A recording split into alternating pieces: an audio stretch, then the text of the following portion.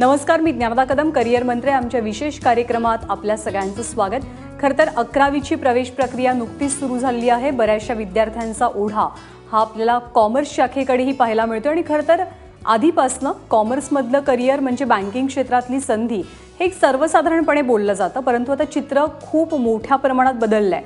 तुम्ही जर का कॉमर्स शाखेचे विद्यार्थी आहात तर वेगवेगळ्या करिअरच्या संधी तुमची वाट पाहतायत आणि त्याच संधी नेमक्या कोणकोणत्या आहेत या सगळ्या संदर्भात बोलण्यासाठी करिअर मार्गदर्शक शिल्पा शेडगे आपल्यासोबत आहेत. आपलं खूप खूप स्वागत. विशेष सांगायची गोष्ट म्हणजे या क्षेत्रामध्ये त्या उच्च विद्याविभूषित आहेत. तुम्ही सुद्धा त्यांना प्रश्न विचारू शकता. आपण आजच्या कार्यक्रमाची सुरुवात करूया.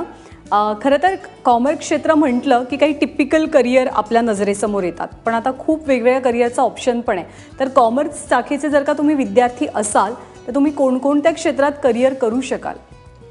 आता आपल्याला तसं पाहिलं तर जनरली सर्वांना माहीत असलेली अशी ट्रॅडिशनल प्रोफेशनल कोर्सेस म्हणजे CA, CMA आणि CS हे मोस्टली हे तिन्ही कोर्सेस तसं थोड्याफार प्रमाणात बऱ्याचशा त्याच्यात कॉमन एलिमेंट आहे.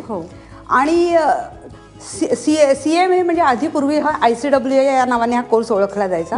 आता ते CMA म्हणून certified cost and management accountant म्हणून आता ओळखला जातो. पण या 3 ट्रॅडिशनल करिअरपैकी आजही CA हा प्रोफेशनल कोर्स जास्त पॉप्युलर आहे. त्याची कारणं प्रत्येकाची वेगळी आहेत. आता उदाहरणार्थ 1 जुलै रोजी आपले पंतप्रधान नरेंद्र मोदी त्यांनी CAचं नवीन करिक्युलम लॉन्च केलं. त्यावेळी ते CA फ्रॅटर्निटीला संबोधित करत होते. त्यावेळी त्यांनी सांगितलं की आर्थिक क्षेत्रातले ऋषीमुनी असं त्यांनी CAना संबोधित केलं. हाही एक मोठा सन्मानच आहे.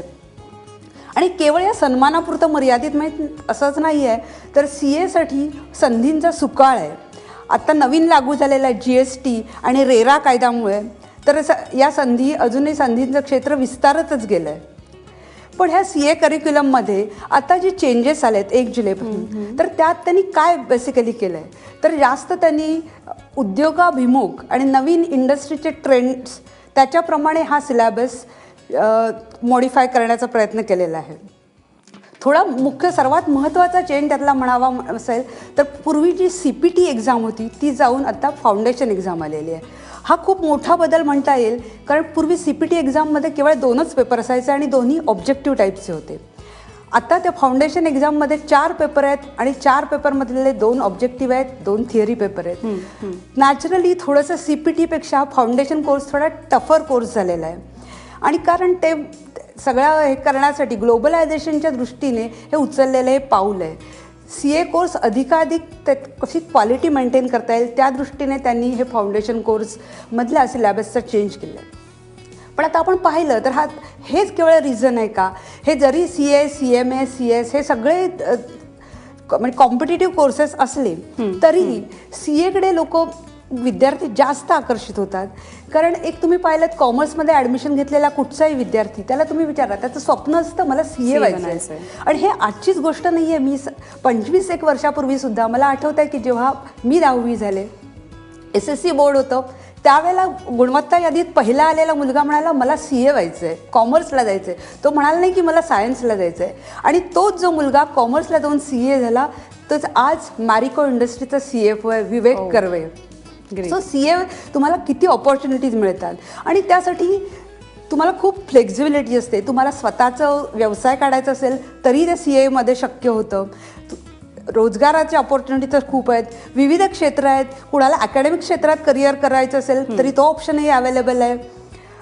टॅक्सेशन, फायनान्शियल प्लॅनिंग, अकॅडमिक्स, नंतर एम्प्लॉयमेंट ऑपॉर्च्युनिटीज, बऱ्याच संधीची दारं तुमच्यासाठी खुली होतात. आता असं असतं की काही काही विद्यार्थ्यांना ना अगदी पदवीपर्यंतचं शिक्षण रेग्युलर बेसिसवरती पूर्ण करणं शक्य होत नाही वेगवेगळ्या अडचणींमुळे, कारणांमुळे. अशा विद्यार्थ्यांनी जर का 12वी कॉमर्स केलंय तर त्यांच्यासाठी कोणकोणत्या करिअरच्या संधी उपलब्ध आहेत? पण 12वी कॉमर्स नंतर म्हटलं जर तुम्ही प्रोफेशनल कोर्सेसमध्ये जाणार असाल तर हे सगळे आहेतच. पण त्या व्यतिरिक्त आता सगळेच जण असं नसतं, सगळ्यांनाच असं वाटत नसतं की बाबा मी हे प्रोफेशनल कोर्सेस करेन CAचे. तर त्या व्यतिरिक्तही काही करिअर आहेत.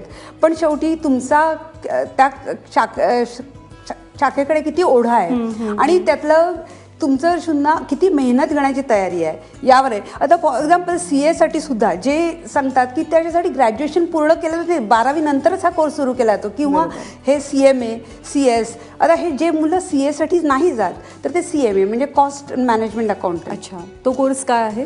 तो कोर्स तोही जसं मी म्हटलं तसं CA सारखंच करिक्युलम त्याचं आहे, पण थोडंसं की तुम्ही नोकरी बरोबर हे करू शकता. CA तुम्हाला आर्टिकलशिप कंपल्सरी आहे, म्हणजे ती 3 वर्ष तुम्ही स्पेंड करता. CMA तुम्ही नोकरी करता आणि त्याबरोबर हा कोर्स करता, पण त्यासाठी प्रॅक्टिकल ट्रेनिंगची आवश्यकता आहे.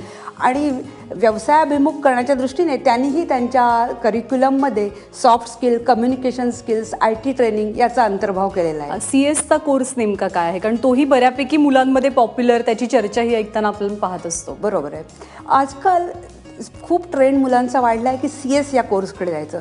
तर CA + CS हे तर खूप आयडियल कॉम्बिनेशन इंडस्ट्रीमध्ये समजलं जातं, पण त्या CS देखील 2 पार्ट आहेत. एक डिस्टन्स एज्युकेशन आणि दुसरा इंटिग्रेटेड कोर्स. हा इंटिग्रेटेड कोर्सबद्दल फारसं कोणाला माहीत नाही आहे, कारण इंटिग्रेटेड कोर्स त्यांनी 2014 पासून सुरुवात केली आहे आणि ते फक्त सिलेक्टेड 50 विद्यार्थ्यांचीच बॅच घेतलेली असते आणि ती सिलेक्शन प्रोसेसही थोडी टफ आहे की त्यासाठी ते एंट्रन्स टेस्ट घेतात. एंट्रन्स टेस्टमध्ये तुमची numerical ability, English, logical reasoning हे टेस्ट केलं जातं. या व्यतिरिक्त म्हणजे तुमचा GMAT, MAT CET, NMAT वगैरे हा स्कोरसुद्धा तुम्ही त्या बेसिसवर सुद्धा अप्लाय करू शकता. यानंतर तिथे ग्रुप डिस्कशन आणि इंटरव्ह्यू असं या तिन्ही प्रोसेसमधून टॉप 50 कॅन्डिडेट सिलेक्ट केले जातात आणि मग त्यांना तो 3 वर्षाचा कोर्स आहे. अर्थात त्याची फी 4 लाख रुपये आहे CS, पण हे 50 जे कॅन्डिडेट्स त्यांना एवढं ग्रूम केलं जातं की त्यासाठी म्हणजे त्यांना टॉप MNC इझिली पिकअप करतात आणि त्यासाठी 2 वर्ष ते फाउंडेशन आणि 2 वर्ष ते प्रोफेशनल एक्झाम आणि एक्झिक्युटिव्ह एक्झाम हे करतात आणि 3rd इयर इज टोटली ते ट्रेनिंग असतं.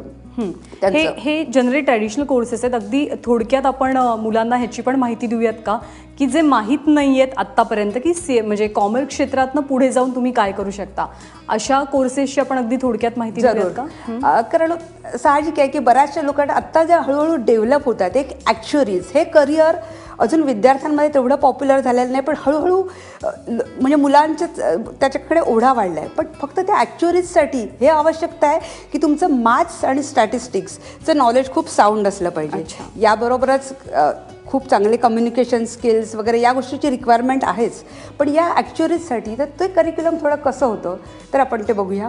त्यासाठी टोटल 15 पेपर असतात आणि त्याचा फिक्स ड्युरेशन असं सांगता येत नाही, कारण तुम्ही ज्या पद्धतीने थोडंसं CA सारखंच आहे, तुम्ही ज्या पद्धतीने क्लिअर करता पेपर, तुमची मेहनत घेण्याची किती तयारी आहे त्यावर हे सगळं अवलंबून असतं. पण त्याच्यासाठीही खूप स्कोप आहे, कारण जेवढी डिमांड भारतामध्ये आहे तेवढे ॲक्च्युअरीज आपल्याकडे अवेलेबल नाही आहेत. आणि मेनली हे ॲक्च्युअरीज इन्शुरन्स सेक्टर, नंतर पेन्शन्स, नंतर रिटायरमेंट प्लॅनिंग वगैरे या क्षेत्रामध्ये त्यांची आवश्यकता आहे. तुम्ही सुद्धा आपले प्रश्न विचारू शकता की कॉमर्स क्षेत्रामध्ये पुढे कोणकोणत्या संधी आहेत. त्यासाठी आमचा टेलिफोन नंबर आहे 022 66 160 216 022 66160216. मन्नत कुकडे आपल्याला प्रश्न विचारतायत नांदेडवरनं. मन्नत, नमस्कार. काय आहे आपला प्रश्न? मॅडम, मला असा प्रश्न विचारायचा होता की 12वी आर्ट नंतर काय घ्यायला हवं? आपला सध्याचा कार्यक्रम खरं तर कॉमर्स संदर्भात चालू आहे आणि आपण मुलांना सांगितलंय मगाशी की 12वी नंतर आपण कॉमर्स क्षेत्रातल्या संधी खरं तर कोणकोणत्या आहेत. आणि त्याचबरोबर मला तुम्हाला विचारायचं होतं की आपण देशातल्या संधींबद्दल बोलत होतो. जनरली आत्तापर्यंत असं एक समीकरण होतं की तुम्ही इंजिनियर किंवा डॉक्टर असाल तरच तुम्ही परदेशात जाऊ शकाल, तुम्हाला संधी आहे. पण आता माझ्या मते चित्र बदललंय. कॉमर्स करूनही तुम्ही परदेशी जाऊ शकता. अगदी खरं आहे की आजकाल म्हणजे बऱ्याच जणांचा ओढा असतो की मला परदेशात जाऊन सेटल व्हायचं आहे किंवा मला परदेशात करिअर करायचं आहे. तर यासाठी किंवा बऱ्याचशा MNCs कंपन्या आपल्या इंडियामध्ये आहेत आणि तिथे जेव्हा करिअर करायचं असेल तेव्हा जी क्वालिफिकेशन्स परदेशातली जी करिअर्स आहेत ती तिथे तुम्हाला तिथल्या MNCमध्ये, इथल्या MNCsमध्ये, कारण तिथे तुम्हाला बऱ्याचदा तुमचे मोबाईल जॉब्स असतात की तुमचं एका कंट्रीमधून दुसऱ्या कंट्रीमध्ये तुम्ही फिरत असता, त्यावेळी सगळ्या देशातले अकाउंटिंग रिक्वायरमेंट लॉज माहीत असणं तुम्हाला आवश्यक असतं. त्या दृष्टीने जी करिअर म्हणता येतील असे एक CPA म्हणजे सर्टिफाईड पब्लिक अकाउंटंट हा कोर्स कंडक्ट केला जातो. AICPA म्हणजे अकाउंटिंग बॉडी USA मधली वर्ल्डमधली नंबर 1 अकाउंटिंग बॉडी आहे AICPA. त्यात तर CPAचा कोर्स म्हणजे आपण इथे इंडियामध्ये राहूनही हा कोर्स करू शकतो. आणि जर तुम्ही क्वालिफाईड प्रोफेशनल असाल लाईक CA CWA वगैरे, तर त्यानंतर तुम्ही अवघ्या 6 महिन्यात हा कोर्स कंप्लीट करता. कारण त्यात फक्त 4 पेपर असतात. फक्त त्यात एवढंच असं आहे की ते एक्झामची सेंटर्स इंडियामध्ये नाही आहेत. त्यासाठी पूर्वी ती फक्त US आणि कॅनडामध्ये होती. आत्ता ती गेल्या 4-5 वर्षात UAE मध्येही सेंटर्स अवेलेबल आहेत. आणि जेव्हा तुम्ही MNCs किंवा अशा ज्या ऑर्गनायझेशन्स ज्या असोसिएटेड विथ US किंवा UK अदर इंटरनॅशनल कंट्री, तर अशा ऑर्गनायझेशन त्यांच्या एम्प्लॉईजना एनकरेज करतात असे कोर्सेस करण्यासाठी. आणि इवन ते स्पॉन्सरही करतात. त्यांचं कोर्स फी, ट्रॅव्हल या सगळ्याचं. दुसरं एक असंच करिअर, दुसऱ्या करिअरबद्दल आपण बोलूयात, पण एक फोन आला आपल्याला. राहुल आपल्याशी बोलतायत चंद्रपूरवरनं. राहुल नमस्कार, प्रश्न विचारा आपला.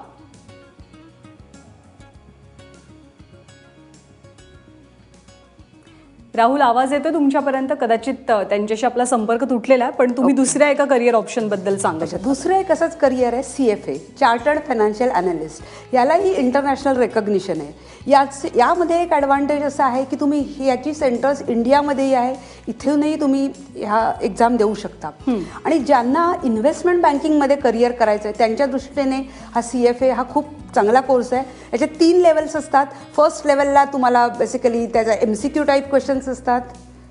सेकंड लेवलला रादर त्याचा ॲप्लिकेशन्स आणि थर्ड लेवलला स्ट्रॅटेजी. अच्छा, यासाठी तुम्हाला काही वर्क एक्सपिरियन्स, 4 वर्षाचा वर्क एक्सपिरियन्सही आवश्यक आहे. पुढचा फोन आपल्याला मुंबईवरनं आलेला आहे. साहिल आपल्याशी बोलताय. साहिल नार्वेकर. साहिल नमस्कार, प्रश्न विचारा तुमचा. हा मॅडम, मला जरा लॉ बद्दल इन्फॉर्मेशन द्या ना. LLB तुम्हाला कॉमर्स नंतर करायचं असेल तर इवन इंटिग्रेटेड लॉ कोर्स आहे. म्हणजे तो 5 वर्षाचा आहे की तुम्ही त्याबरोबर 3 वर्ष ग्रॅज्युएशनची प्लस 2 वर्ष LLBची असंही करू शकता. किंवा तुम्ही डायरेक्टली ग्रॅज्युएशन नंतर गेलात तर LLB 2 वर्षाचंही असू शकतं. यापेक्षा तुम्हाला अधिक काही विचारायचं आहे? त्यांना बहुतेक स्पेसिफिक LLB बद्दलचाच प्रश्न विचारायचा होता. तुम्ही खूप चांगले करिअर ऑप्शन सांगत होतात की ज्याच्यामुळे तुमची फ्युचर ग्रोथही चांगली होऊ शकते फायनान्शियल वाईज, किंवा परदेशातही तुम्हाला संधी उपलब्ध होऊ शकतात करिअरच्या.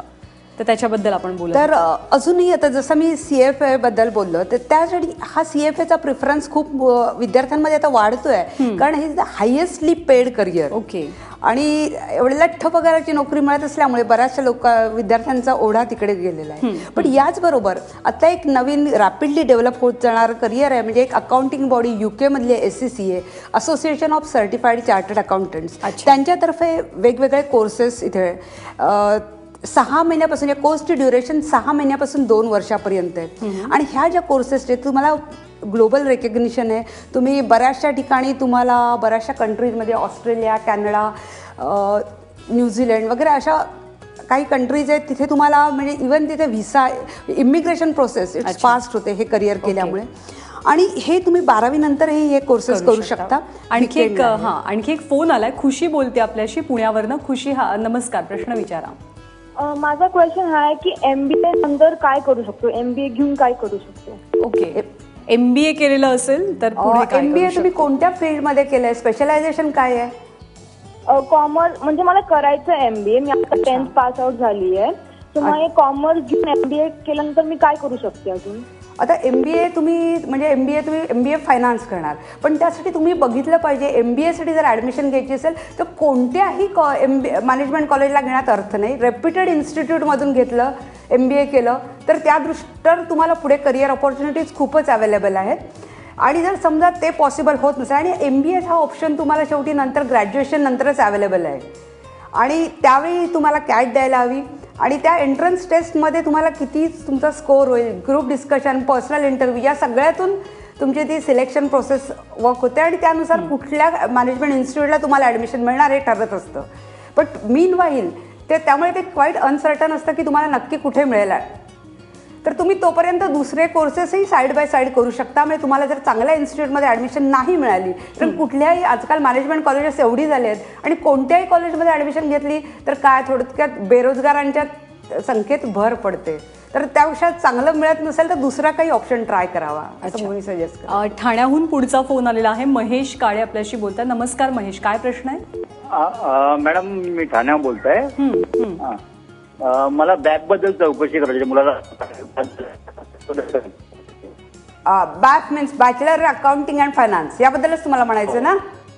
हो मॅडम. हो सर, हा 12वी कॉमर्स नंतर हे शेवटी ग्रॅज्युएशनच आहे. म्हणजे 12वी कॉमर्स नंतर 3 वर्षाचा कोर्स आहे bachelor of accounting and finance. जर तुम्हाला कोणत्याही प्रोफेशनल कोर्सकडे वळायचं असेल तर हे अकाउंटिंग अँड फायनान्समधलं करिअर उपयोगी पडतंच. पण अदरवाईज नाही तर तुम्हाला कुठल्या प्रोफेशनल कोर्सेसमध्ये नसेलच जायचं तर ग्रॅज्युएशनसाठी तुम्ही इतर ऑप्शन ट्राय करू शकता. बँकिंग अँड इन्शुरन्स किंवा BMS वगैरे असे ऑप्शनही आहेत. एकंदरीत आपण विचार करायचा झाला तर मगाशी आपण ज्या इंटरनॅशनल संधींबद्दल बोललो ते कोर्सेस आहेत किंवा आपल्या देशात वेगवेगळी करिअर करण्यासाठीचे कॉमर्सचे तुम्ही काही नवीन कोर्सेस सांगितले. मग ते इन्स्टिट्यूट्स कुठे कुठे आहेत, कुठून कुठून मुलं हे कोर्स करू शकतील, किती खर्चिक आहे पुन्हा हे सगळं करणं? आता जे ट्रॅडिशनल कोर्सेस मी सांगितले तर त्यात CA, CMA अँड CS यांची एकच इन्स्टिट्यूट, म्हणजे प्रत्येकाची इन्स्टिट्यूट ही इंडियामध्ये एकच, institute of chartered accountants of India, institute of cost and management accountants of India and institute of company secretaries of India. हे एकच इन्स्टिट्यूट आहे. म्हणजे तिथे ती असं प्लेस वाईज वेगवेगळ्या, म्हणजे कुठून throughout India only one institute is there. आता CPAचं जे मी म्हटलं त्याची अकाउंटिंग बॉडी USA मध्ये आहे. अच्छा. सिमिलरली CFAची इन्स्टिट्यूट USA मध्ये आहे. नंतर मी जो SCCA जो सांगितला, ही जी अकाउंटिंग बॉडी आहे ती बेसिकली UK मधली आहे, association of certified chartered accountant. दुसरं एक CFP फायनान्शियल प्लॅनिंग. जर तुम्हाला कोणाला फायनान्शियल प्लॅनिंगमध्ये इंटरेस्ट असेल, personal investment planning, tax planning, wealth planning, हे सगळ्यामध्ये जर तुम्हाला इंटरेस्ट असेल तर तुम्ही CFP हा एक खूप चांगला कोर्स आहे. आणि अजून एक फोन आपण घेऊया. केतन आपल्याशी बोलतात कोपरगाववरनं. नमस्कार केतन, काय प्रश्न आहे आपला?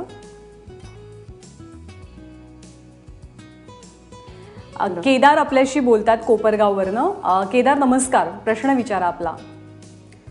त्यांचा फोन कट झाला, पण तो मुद्दा आपला कंटिन्यू करूया. तर ते फायनान्शियल प्लॅनिंग हेही खूप चांगलं करिअर आहे आणि तुम्ही 12वी नंतरही हे करिअर स्टार्ट करू शकता फायनान्शियल प्लॅनिंगचं. फक्त 12वी नंतर तुम्ही हे करिअर स्टार्ट केलं तर त्यासाठी तुम्हाला थोडा वर्क एक्सपिरियन्सही त्याच्या जोडीला आवश्यक आहे. ग्रॅज्युएशन नंतर केलं तर 3 वर्षाचा वर्क एक्सपिरियन्स, फक्त 12वी नंतर असेल तर 6 वर्षाचा वर्क एक्सपिरियन्स आहे. आणि त्यात 5 पेपर्स असतात. 5 पेपर्स तुम्हाला अपिअर, आणि हे खूप रिवॉर्डिंग करिअर आहे. म्हणजे तुम्ही ह्याच्या दृष्टीनेही काम, म्हणजे अलॉंग विथ युअर एम्प्लॉयमेंट तुम्ही ॲडिशनल अर्निंग म्हणून या क्षेत्राकडे बघू शकता. योगेश आपल्याशी बोलतात नवी मुंबईवरनं. नमस्कार योगेश, प्रश्न विचारा. हॅलो. हा बोला. माझं आता ग्रॅज्युएशन आहे, पुढे कोणता कोर्स केला पाहिजे? तुम्ही कुठल्या फील्डमधनं ग्रॅज्युएशन केलेलं आहे? कॉमर्स, BCom फील्डमध्ये. आणि BCom फील्डमध्ये, पण तुमचं इंटरेस्ट काय आहे त्यावर अवलंबून आहे.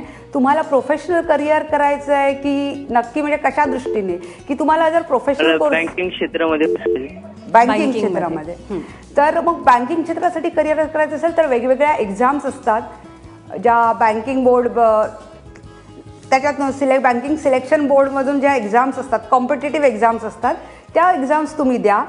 त्याचे नॅशनल स्कूल ऑफ बँकिंग याच्याकडून तुम्हाला कोचिंगही त्याचं अवेलेबल होतं. आणि या कॉम्पिटेटिव्ह एक्झाम तुम्ही दिल्यात की त्यातून त्यांची सिलेक्शन प्रोसेस असते. त्यातून क्लरिकल किंवा इव्हन प्रोबेशनरी ऑफिसर्स वगैरे अशा वेगवेगळ्या पोस्टसाठी भरती केली जाते. नक्कीच. आज खरं तर कॉमर्स क्षेत्रातल्या वेगवेगळ्या संधी आपण मुलांना सांगितल्या आणि तुम्ही मुलाचं मार्गदर्शन केलं, त्याबद्दल खूप खूप धन्यवाद. धन्यवाद. तर कॉमर्स क्षेत्रामध्ये सुद्धा बऱ्याचशा संधी उपलब्ध आहेत ज्या तुमची वाट पाहत आहेत. सो या मार्गदर्शनाचा नक्कीच फायदा घ्या आणि तुमचं करिअर घडवा. आज आपण इथेच थांबतोय. बघत रहा ABP माझा.